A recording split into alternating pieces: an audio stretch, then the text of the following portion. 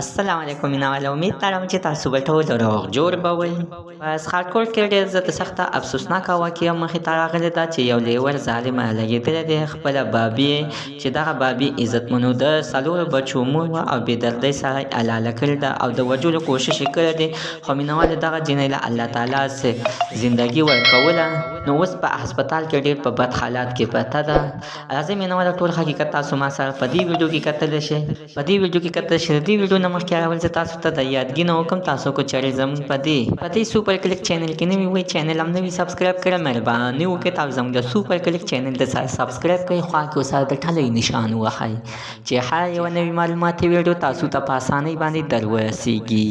عزتمنو هره ورځ دغه ته ډېره افسوسناکې واقعې مخې ته راځي چې نن یو ځل بیا څنګه عزتمنو په اسخارکوټ کې ډېر افسوسناکه واقعه راغلې.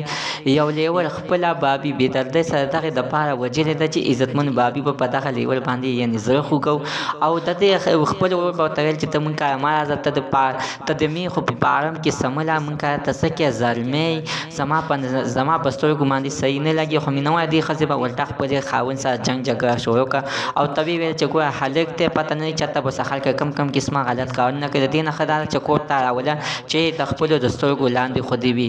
مینوالو دغه ظالم ورور به بیا یعنې ولګېدلو او دغه خپله بابي بېدردۍ سره قتل کړله.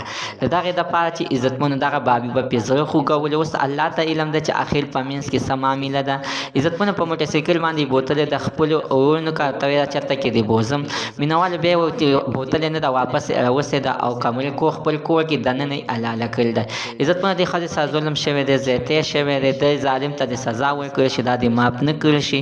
زموږ د عزتمنو ته نن معلومات د دې ځای پورې د نوي معلومات دپاره د سره زموږ د سوپر کلیک چینل د سره سبسکرایب کړئ، خوا کې ورسره د ټلۍ نشان ووهئ چې هره یوه نوي معلوماتي ویډیو تاسو ته په اسانۍ باندې در ورسي.